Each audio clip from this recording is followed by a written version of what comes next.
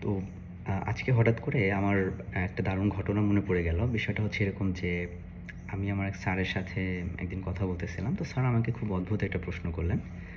প্রশ্নটা অনেকটা এমন ছিল যে, আ আমাদের একই ধরনের যোগ্যতা বা একই ধরনের পরিশ্রম করা সত্ত্বেও আ আমার বন্ধু হয়তো কোনো জিনিস পেয়ে যাচ্ছে বা কোনো কিছু অ্যাচিভ করতেছে।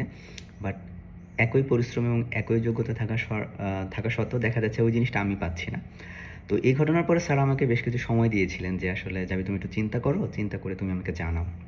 তো ফাইনালি যেটা হলো যে আমি আসলে চিন্তা করে কোনো লজিক্যাল কোনো আইডেন্টিফিকেশন কারণ বা রিজন আমি খুঁজে পাইলাম না। তো পরে স্যারকে বললাম যে, "স্যার আমি আসলে যেগুলা জানতেছি বা যেগুলা খুঁজে পাইছি আমার কাছে স্যাটিসফ্যাক্টরি মনে হচ্ছে না। আপনি যদি আমাকে বিষয়টা এক্সপ্লেইন করতেন।" তো স্যার তখন খুব চমৎকার কিছু উদাহরণ দিয়েছিলেন। উদাহরণগুলো ছিল এরকম যে, উনি ১ম এ বললেন যে আমাদের যে ফোনের ক্যাপাবিলিটির কথা উনি বললেন যে, "তোমার ফোনে হয়তো একটা স্মার্টফোন আছে। এই ফোন দিয়ে হয়তো তুমি ইউটিউব চালাইতে পারো বা তুমি এফএম রেডিও চালাইতে পারো। কিন্তু ওই পার্টিকুলার চ্যানেল বা কোনো একটা গান যদি তুমি চালাইতে চাও বা শুনতে চাও, তাহলে তোমাকে কিছু কন্ডিশনের মধ্য দিয়ে যেতে হবে। ফার্স্ট অফ অল তোমার একটা ফোন থাকতে হবে এবং ওই ফোনটাতে আসলে ইউটিউব বা এফএম রেডিও চালানোর মতো যে সফটওয়্যারগুলা থাকার দরকার, সেগুলো আছে কিনা সেটা দেখতে হবে।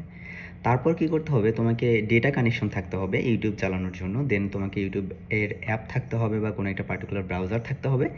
দেন হচ্ছে তুমি ওই নির্দিষ্ট গানটা সার্চ করলে, প্লে করলে সবেমাত্র তখনই তুমি গানটা শুনতে পারবা। এর আগেও পারবা না, পরেও পারবা না।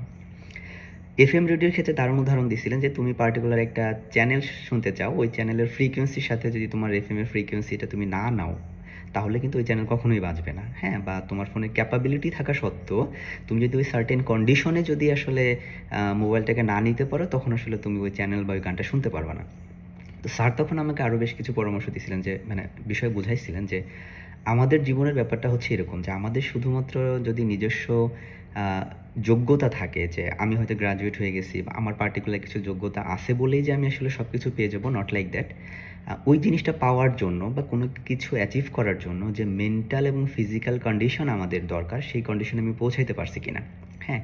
যেমন দেখা যাচ্ছে গ্র্যাজুয়েট হওয়ার পরে কোনো কিছু ওন করার জন্য অনেক সময় হয় না যে আমরা কোনো কিছু পেয়ে গেলে খুব উৎফুল্ল হয়ে যাই বা ওইটাকে আসলে আর ধরে রাখতে পারি না।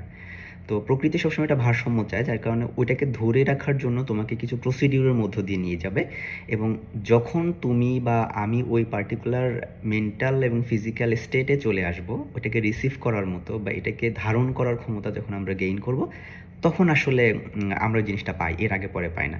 তো আমার বন্ধু বা তোমার বন্ধু হচ্ছে কি এই জিনিসটা হয়তো আগে অ্যাচিভ করে ফেলছে, যার কারণে হয়তো সে এটাকে আগে পেয়ে গেছে। বাট অন্যদের ক্ষেত্রে যদি আমি বলি তাহলে তুমি হয়তো এটা এখনো এই মেন্টাল কন্ডিশনে বা ফিজিক্যাল স্টেটে তুমি পৌঁছাইতে পারোনি বিধায় আমি ওটা পাওনি।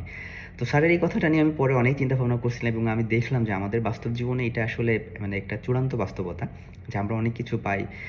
জবের পরীক্ষা দিলে আমরা হয়তো আমার বন্ধু খুব দ্রুত পেয়ে যাচ্ছে, আমার হয়তো অনেক বছর লেট হচ্ছে। কারণ ওই পার্টিকুলার জবটা হোল্ড করার জন্য বা পাবার জন্য আমার যে মেন্টাল ফ্রিকোয়েন্সিটা দরকার হয়, আমার যে মনস্তাত্ত্বিক অবস্থার যে দরকার হয়, ওইটাতে আমরা আসলে পৌঁছাইতে পারি না।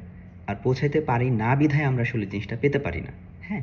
তো কোনো কিছু পাওয়ার জন্য স্যার বললেন যে শুধু তোমার মিনিমাম কোয়ালিটি থাকলে হবে না। তোমাকে মানসিকভাবে স্টেবল হতে হবে। তোমাকে প্রচণ্ড শান্ত হতে হবে, প্রচণ্ড বিনয়ী হতে হবে।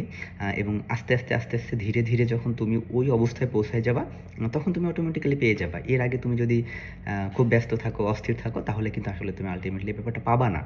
হ্যাঁ, এইজন্য স্যার আমাকে সবসময় পরামর্শ দিতেন যে, "ওকে, তুমি ঠান্ডা থাকো, একটু শান্ত থাকো। দেখবা আস্তে আস্তে যখন সময় হবে এমনিতেই পেয়ে যাবা। জাস্ট তোমাকে মানসিকভাবে প্রস্তুত হতে হবে ওইটা পাওয়ার জন্য। এটা হোক, then everything gonna be alright."